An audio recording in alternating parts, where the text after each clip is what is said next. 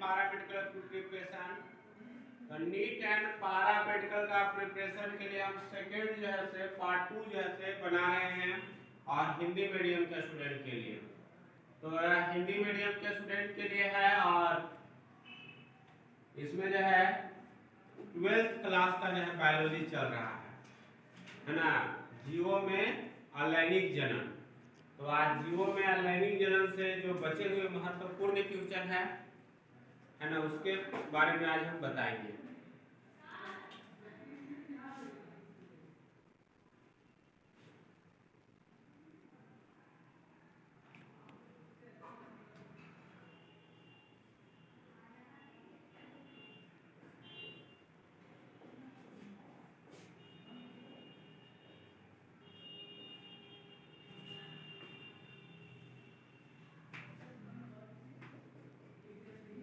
जेमा कप द्वारा अलैंगिक जनन, जेमा कप द्वारा अलैंगिक जनन किसमें होता है? किसमें होता है? जेमा कप द्वारा अलैंगिक जनन किसमें होता है? ऑप्शन है, पहला ऑप्शन है कुछ ब्रायोफाइटा, कुछ ब्रायोफाइटा। दूसरा ऑप्शन है हाइड्रा। तीसरा ऑप्शन है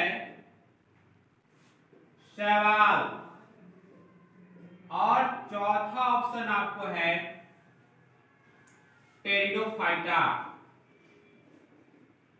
सही आंसर का इनमें से कौन है? तो जेमा कप द्वारा है ना अलैंगिक जनन आपको कुछ ब्रायोफाइटा के पौधों में होता है, सभी ब्रायोफाइटा के पौधों में नहीं होता है, कुछ ब्रायोफाइटा के पौधों में होता है। अब दूसरा क्वेश्चन है जैमूल द्वारा, जैमूल द्वारा कायिक जनन किसमें होता है? तो ये सभी क्वेश्चन आईएससी के एग्जाम के दृष्टि से भी महत्वपूर्ण है और हम लोग इसमें जान रहे हैं जीवों में अलैंगिक जनन। क्वेश्चन है कि जैमूल द्वारा कायिक जनन किसमें होता है? ऑप्शन ए है, ऑप्शन ए में है अमीबा,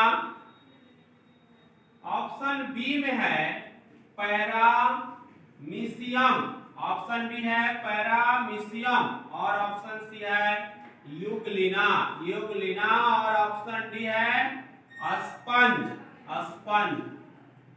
इसमें किसमें जो है जेमा कप द्वारा होगा जैमूल द्वारा कायिक जनन? तो इसका सही आंसर है स्पंज, क्योंकि अमीबा में द्विखंडन, पैरामीशियम में भी द्विखंडन, यूग्लिना में भी द्विखंडन। अमीबा में जो द्विखंडन होता है अनियमित द्विखंडन, पैरामीशियम में अनुप्रस्थ द्विखंडन और यूग्लिना में अनुदैर्ध्य द्विखंडन होता है।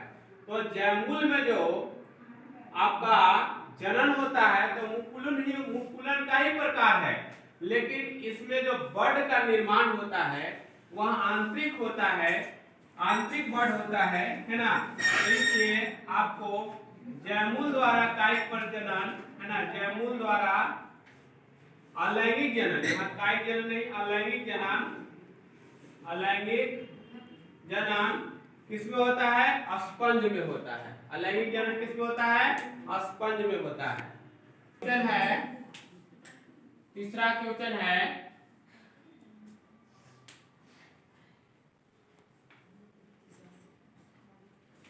मटर का निम्न में से कौन द्विलिंगी फूल है? निम्न में कौन द्विलिंगी फूल है? ऑप्शन है मटर, दूसरा ऑप्शन है गुड़हल, तीसरा ऑप्शन है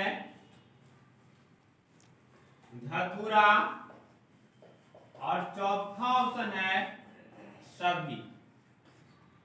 तो द्विलिंगी इसमें सभी में जो है द्विलिंगी फूल है, इसलिए ऑप्शन डी सही होगा। जिस फूल में है ना, जिस फूल में पुंकेसर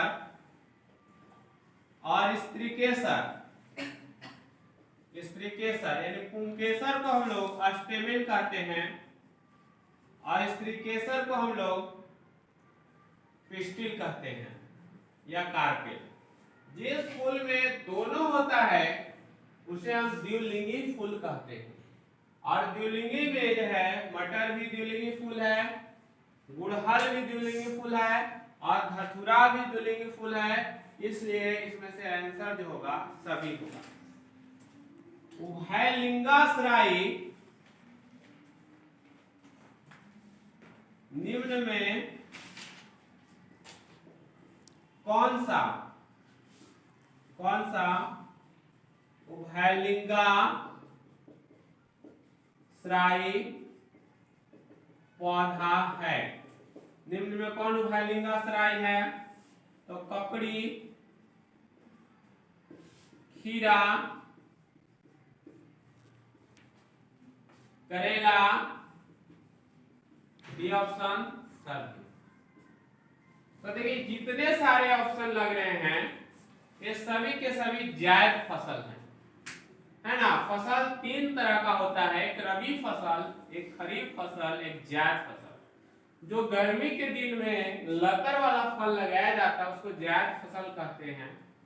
और ककड़ी, खीरा और करेला जो है, जो इसमें फूल लगता है ककड़ी में, तो कोई फूल में मेल का गुण होता है, एक ही जो है लतर है, उसी लतर में जो है लगा हुआ है किसी मेल का, तो किसी फूल में फीमेल का है, खीरा में भी वही है और करेला में भी वही है।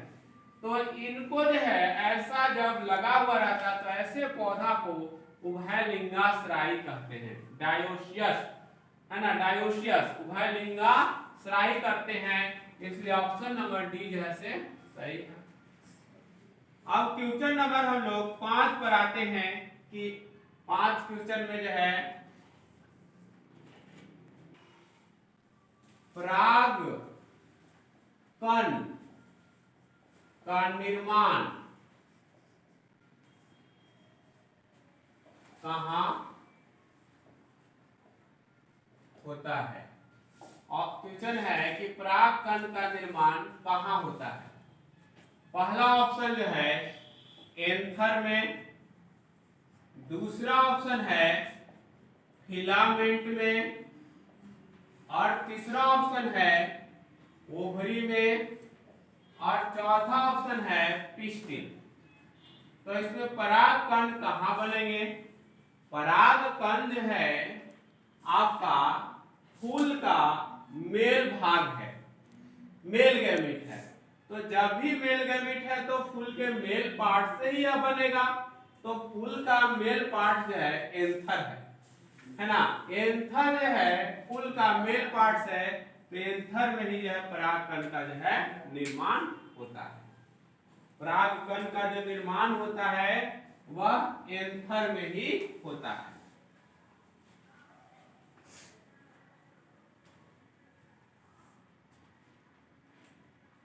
नारियल का कौन सा भाग खाया जाता है? नारियल का कौन सा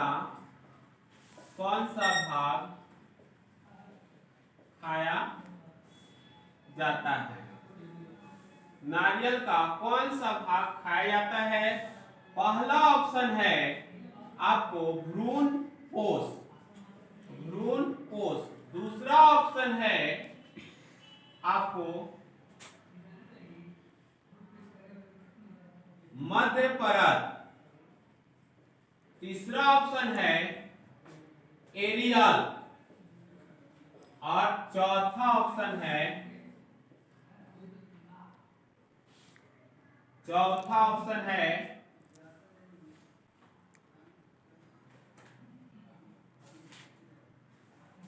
अंतः परत।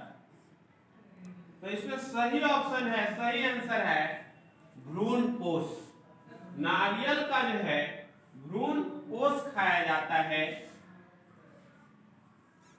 सातवां नंबर क्वेश्चन है, लीची का देखिए कौन सा भाग खाया जाता है। तो लीची का जो भाग होता है कौन सा खाया जाता है? पहला है भ्रूण कोश, दूसरा है एरियल, तीसरा है मध्य परत और चौथा है सहपत्र। तो ये जो है लीची का जो है खाया जाता है एरियल, या दिया रहेगा कि रसदार बीज चोल, एरियल ऑप्शन नहीं है, रसदार बीज चोल, तो हम रसदार बीज चोल को मारेंगे। देखिए जो फल होता है जैसे आम है, ये आम है तो आम फल है, तो आम फल में जो है आपको 3 भाग होता है। फल में कितने भाग होते हैं? 3 भाग होता है, इपिकार, मेजोकार और इंडोकार। मान के चलते हैं कि आम है, इस आम में जो है 3 भाग है ना। और जो सबसे बाहर का होता है वो इपिकार होता है, इसके मध्य होता है मेजोकार होता है, और इसके अंदर आठी जो होता है वो आपको इंडोकार होता है। एक इपिकार के हम लोग कहते हैं बाह्य परत, है ना, मध्य परत, और यह है अंतर परत। 4 तरह का होता है, एपिकार, मेजोकार और इंडोकार। तो इससे हम बहुत फलों के बारे में जान सकते हैं। अगर पूछा जाएगा कि आम का कौन सा भाग खाया जाता है तो मध्य परत खाया जाता है। आम के कौन सा भाग खाया जाता है? मध्य परत खाया जाता है। और अगर पूछा जाएगा कि अमरूद का कौन सा भाग खाया जाता है तो अमरूद का जो है संपूर्ण भाग खाया जाता है। अमरूद का जो है संपूर्ण भाग खाया जाता है। तो अब जो है हम देखेंगे गुलाब के फूल का जीवन अवधि कितना वर्ष का होता है? क्वेश्चन नंबर 1 है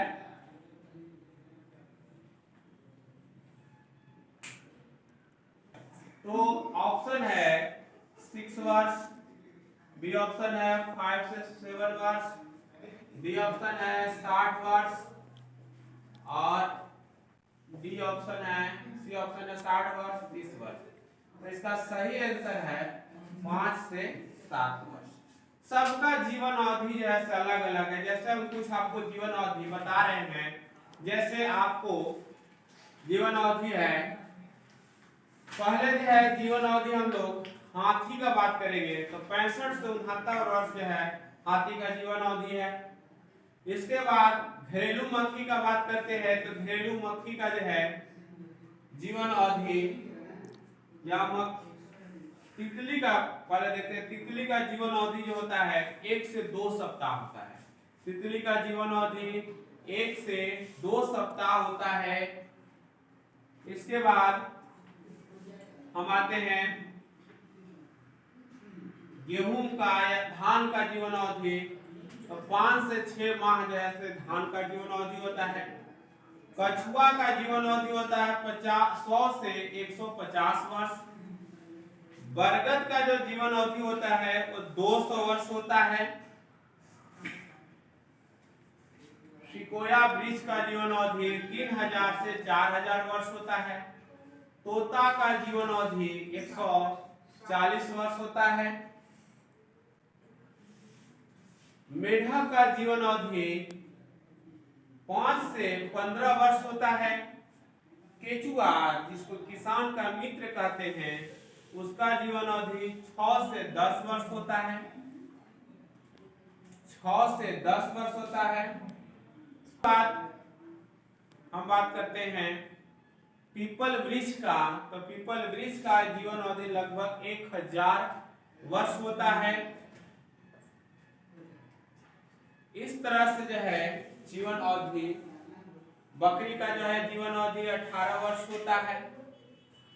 गाय का जीवन अवधि जो है 25 से 30 वर्ष होता है। कुत्ता का जीवन अवधि 20 से 30 वर्ष होता है। ये आपका जीवों का जो है जीवन अवधि है। उसी तरह से आपके जीवों में क्रोमोसोम की संख्या जो है अलग अलग होती है। जैसे मनुष्य में क्रोमोसोम की संख्या 46 होती है। अगर हैप्लॉइड क्रोमोसोम की बात करेंगे तो क्रोमोसोम की संख्या 23 होती है हैप्लॉइड गैमेट में। इसके बाद जो है हम घरेलू मक्खी की बात करते हैं, तो घरेलू मक्खी में क्रोमोसोम की संख्या 12 होती है। लेकिन अगर इसका गैमेट जो होता है, इसका गैमेट यानी हैप्लॉइड क्रोमोसोम, एन क्रोमोसोम की संख्या सीधा हाफ होता है। और 2n जो है से घरेलू मक्खी में क्या है, 2n अगर जो है 12 है तो n क्या हो जाएगा, 6 हो जाएगा। और फल मक्खी में जो क्रोमोसोम होता है वह आपको 8 होता है ना। जो भी हम बता रहे हैं डिप्लॉइड क्रोमोसोम है 8 होता है। इसके बाद जो है बिल्ली में क्रोमोसोम्स की संख्या 38 होता है। कुत्ता में क्रोमोसोम की संख्या 78 होता है। में क्रोमोसोम की संख्या 34 होता है। आलू में क्रोमोसोम की संख्या 48 होता है। और गेहूं में क्रोमोसोम की संख्या 42 होता है। अगर हम सब्जी पर बात करते हैं तो गांठ गोभी में क्रोमोसोम की संख्या 18 होता है। फूल गोभी में क्रोमोसोम की संख्या 18-20 होता है। किसी में 18 भी रहेगा, किसी में 20 रहेगा। यदि जो है हम फूल गोभी और पत्ता गोभी में भी क्रोमोसोम की संख्या 18 होता है। इसके बाद यदि हम सीताफल जिसको शरीफा कहते हैं उसमें क्रोमोसोम की संख्या 40 होता है। कद्दू में क्रोमोसोम की, लौकी में क्रोमोसोम की संख्या 24 होता है। और फूट में क्रोमोसोम की संख्या 40 होता है। मूली में, गाजर में और पालक में क्रोमोसोम की संख्या 18 होता है। इस तरह से ऑफियोग्लोब्सम में क्रोमोसोम की संख्या 1260 होता है। तितली में क्रोमोसोम की संख्या 380 होता है। इस तरह से जीवों में है क्रोमोसोम की संख्या। उसी तरह से जीवों का गर्भावधि जो है अलग होता है। जैसे हाथी में गर्भावधि 624 दिन का होता है। मनुष्य में 280 दिन का होता है। गाय में 270 या 280 दिन का होता है। इसी तरह से आपका चूहा में 21 दिन का होता है। खरगोश में गर्भावधि 28 दिन का होता है। तो इस तरह से जीवों में गर्भावधि का भी समय अलग अलग होता है। तो अब नेक्स्ट वीडियो जो हम लोग पार्ट 3 देखेंगे वह पौधों में लैंगिक जनन को देखेंगे। यह क्लास 12 के लिए भी बहुत इंपॉर्टेंट है, पैरामेडिकल के लिए भी है और नीट के लिए भी जैसे इंपॉर्टेंट है और अन्य कॉम्पिटिटिव एग्जाम के लिए भी महत्वपूर्ण है। ठीक है।